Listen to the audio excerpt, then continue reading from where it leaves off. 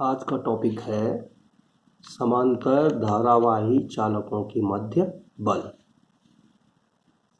तो दो समांतर धारावाही चालक यहाँ पे है PQ और RS। ये दो समांतर धारावाही चालक जिनके बीच की दूरी R है, इनके बीच की दूरी R। तो ये धारावाही चालक एक दूसरे के चुंबकीय क्षेत्र में स्थित होने के कारण इन पे चुंबकीय बल कार्य करता है। क्योंकि धारावाही चालक PQ अपने चारों चुंबकीय क्षेत्र बनाएगा तो RS इसके चुंबकीय क्षेत्र में होगा, क्योंकि इससे RS पूरा तार इससे समान दूरी पर है, इसका प्रत्येक बिंदु इससे R दूरी पर होगा, इसलिए इसके प्रत्येक बिंदु पर चुंबकीय क्षेत्र एक समान होगा। अतः तार RS PQ के चुंबकीय क्षेत्र में स्थित है और इसमें धारा बह रही है, अर्थात ये धारावाही चालक है। तो हमने पिछले टॉपिक में पढ़ा है कि कोई धारावाही चालक यदि चुंबकीय क्षेत्र में स्थित होता है, एक समान चुंबकीय क्षेत्र B में, तो उस पर एक चुंबकीय बल कार्य करता है जिसकी वैल्यू होती है F बराबर ILV साइन थीटा, अर्थात इस पर एक चुंबकीय बल लगेगा। और इसी प्रकार तार PQ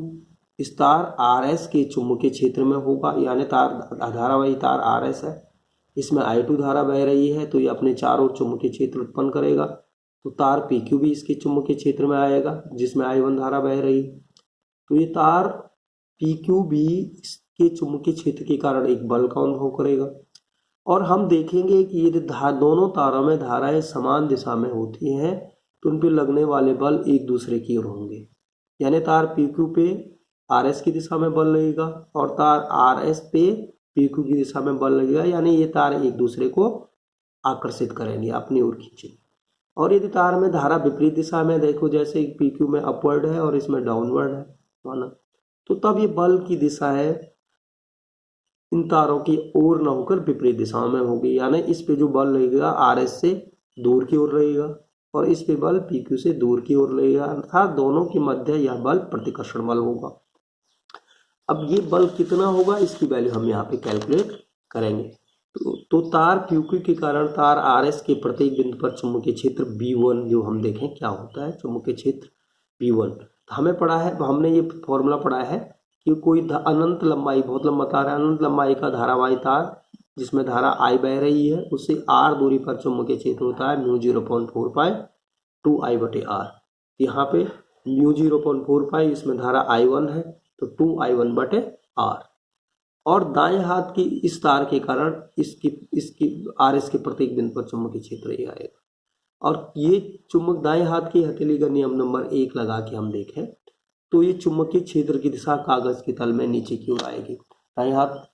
ये अंगूठा धारा की दिशा में, उंगलियां उस बिंदु की ओर यानी तार RS की ओर, तो हथेली की लंबवत भार की दिशा कहाँ जा रही है, कागज के तल में नीचे की ओर जा रही है, अर्थात चुंबकीय क्षेत्र कागज के तल में नीचे की ओर है।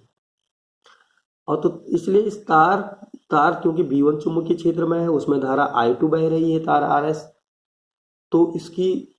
L लंबाई पर, क्योंकि बहुत अनंत लंबाई का तार है, तो इसके छोटे एक भाग, एक विभाग एक ही दिमाग है तथा उसके एक L लंबाई पर लगने वाला बल क्या होगा, तो धारावाही चालक पे लगने वाले बल के सूत्र से F बराबर, क्योंकि हम जानते हैं ILV साइन थीटा होता है, तो I की जगह इसमें RS में कितनी धारा बह रही है I2, इसकी कितनी लंबाई पे बल निकाल रहे हैं L लंबाई, कितना किस चुंबकीय क्षेत्र में है ये B1 चुंबकीय क्षेत्र जो तार PQ के कारण उत्पन्न हुआ है, तो I2L B1 साइन 90, क्योंकि तार को चुंबकीय क्षेत्र अभी हमने देखा था, चुंबकीय क्षेत्र तार कागज के तल में नीचे की ओर है, नीचे की ओर, और ये तार कहाँ रखा हुआ है, कागज के तल में रखा हुआ है, इसलिए दोनों के बीच कितना एंगल बन रहा होगा 90, क्योंकि नीचे लंबवत नीचे की ओर और ये कागज के तल में, दोनों के बीच का एंगल क्या हो गया 90, इसलिए I2L B1 साइन 90 और साइन 90 की वैल्यू 1 हो गई, तो I2L और B1 की वैल्यू रख दी μ0.4 पाई 2I1/R, या इसको थोड़ा सही ढंग से लिख दिया μ0.4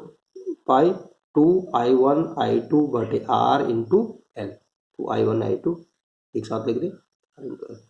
तो L लंबाई पे लगने वाला बल है, इसलिए प्रत्येकांक लंबाई पर लगने वाला बल क्या होगा, L लंबाई पे इतना बल लग रहा है, तो एक लंबाई पे कितना होगा F/L, L को इधर पक्ष अंदर कर दे, उसको यदि F डैश कहे F डैश बराबर F/L यानी म्यू 0.4 पाई 2I1I2 बटे आर, ये प्रत्येकांक लंबाई पे लगने वाला बल होगा। इस प्रकार, या इसको हम इस प्रकार से भी, यदि 2 से 4 को काटना चाहें तो म्यू 0.2 पाई I1I2 बटे आर भी लिख सकते हैं। इसी तरह से यदि हम देखें तो ये तार और इस बल की यदि दिशा देखें, ये बल की दिशा फ्लेमिंग के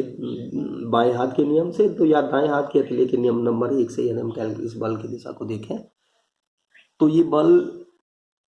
जो है आर एस पे जो बल रहेगा तार पी क्यू की ओर रहेगा, पी क्यू की ओर, ठीक है ना। क्योंकि दाएं हाथ के हथेली का नियम नंबर 1, यदि हम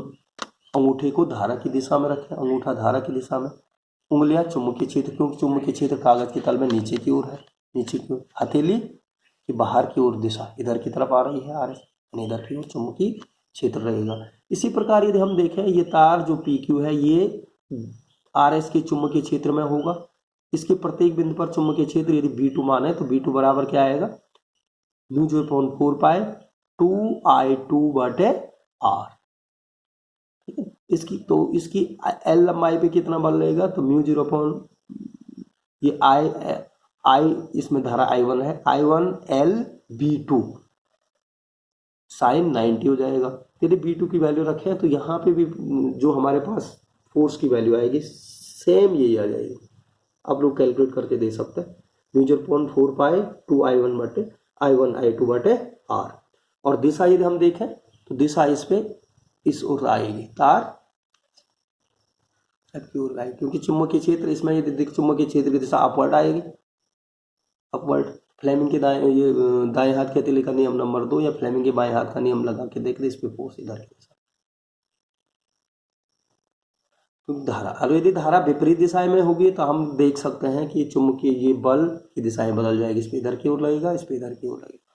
इस तरह से तारों की प्रत्येक अंग लंबाई पे जब बल होगा म्यू 0.4 पाई 2I1I2 बटे आर होगा। तो इस तरह से ये धारावाही चालकों के मध्य बल ये हमने देखा, और इस बल के आधार पर हम 1 एम्पियर को परिभाषित करेंगे। देखो एफ डैश बराबर एफ बटे एल म्यू 0.4 पाई 2I1I2 बटे आर। अब म्यू 0.4 पाई की वैल्यू हम जानते हैं 10⁻⁻⁷, तो 10⁻⁷ इंटू 2I1I2 बटे आर, ये प्रत्येक अंग लंबाई पे लगने वाला बल होगा निर्वात या वाई में। यदि I1I2 की वैल्यू 1 एम्पियर हो जाए,